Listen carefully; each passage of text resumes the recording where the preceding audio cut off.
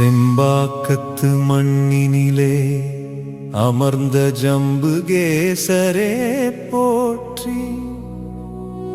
செம்பியன் செங்கோட் சோழன் துயர் தீர்த்த சிவமே போற்றி.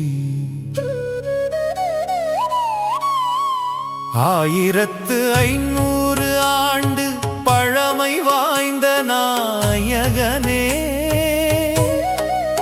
அகிலம் போற்றும் நாயன்மாரால் உருவான அற்புதமே.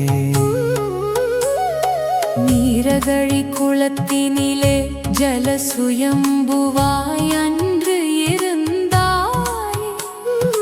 ஆலகால விஷம் பருகிய பாவ விமோசன தலமே.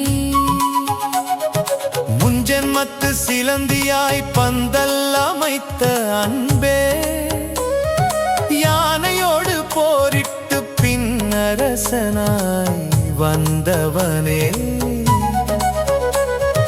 யானை புகவாயில் அமைத்த சிற்ப கலை திறனே. தாயின் வயிற்றிலிருந்து கால தாமதமாய் வந்தவனே. செங்கண் சோழன் என சிவந்த கண்களை கொண்டவனே. 64 ஆலயங்கள் கண்ட அற்புத சோழனே. புத்திர பாக்கியம் வேண்டி புலம்பி நின்ற மன்னவனே. கனவிலே வந்து வழிகாட்டிய கருணை கடல் ஈசனே. ரதத்திலே லிங்கம் வைத்து சேத்திராடனம் செய்தாரே. ரதத்தின் அச்சு முறிந்த இடமே உந்தன் இல்லமே. நாவல் மரக்காடாக அன்று நின்ற செம்பாக்கமே. ஜம்புகேசரின் தேஜஸை கண்டு மதிமயங்கி நின்றாரே. எனக்கான திருமேனி வந்துவிட்டது என்ற அசிரீரியே. உத்திர பாக்கியம் அருளுவேன் என வாக்களித்த தேவனே. ஜலலட்சத்திரத்தில் எழுந்த ஜம்புகேஸ் வரமே. வடதிருவானைக்கா என அழைக்கப்படும் உத்தர தலம்.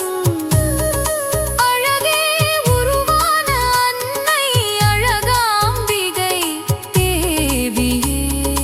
அம்பாள் முன்னே நின்றாலே கித்தும் பெரும் பாக்கியமே.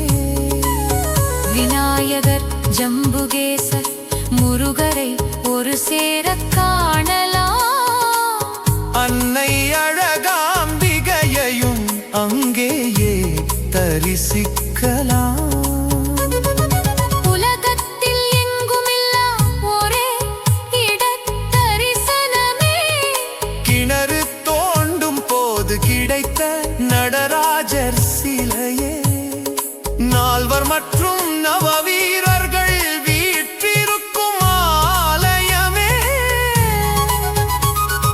வீரபாகு கோத்திரம் செம்பாக்கத்தில் தனிச்சிறப்பே. சித்தர்களும் மகான்களும் அருவமாய் வணங்கும் தலமே. பொன்னம்பல சுவாமிகள் உதித்த புண்ணிய தீர்த்தமே. வாழ்நாளில் ஒரு முறை வரவாழ்வே மாறிவிடுமே. சித்திரை மாதத்தில் ஏகதின லட்சார்ச்சனை தொடங்கும். வைகாசி விசாகத்தில் வழிபாடுகள் சிறக்கும். ஆனி உத்திரத்தில் நடராஜர் திருமஞ்சனம் நடக்கும்.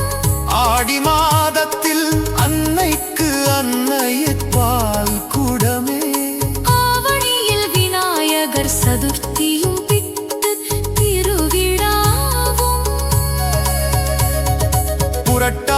நவராத்திரியில் கொலுவிருக்கும் தேவியே ஐப்பசியில் கந்த சஷ்டியும் அன்னாபிஷேகமும் கார்த்திகை சோமவாரத்தில் ஒளி வீசும் தீபங்கள் ஆத்வரே சங்குகளால் அபிஷேகம் காணும் சங்கரனே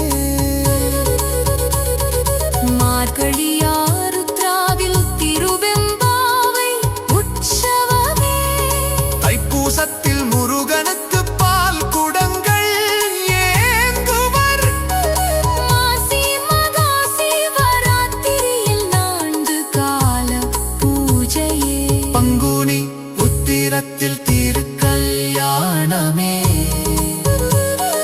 நாயன்மார்கள் 4 குரு பூஜை நடக்குமே ஒரு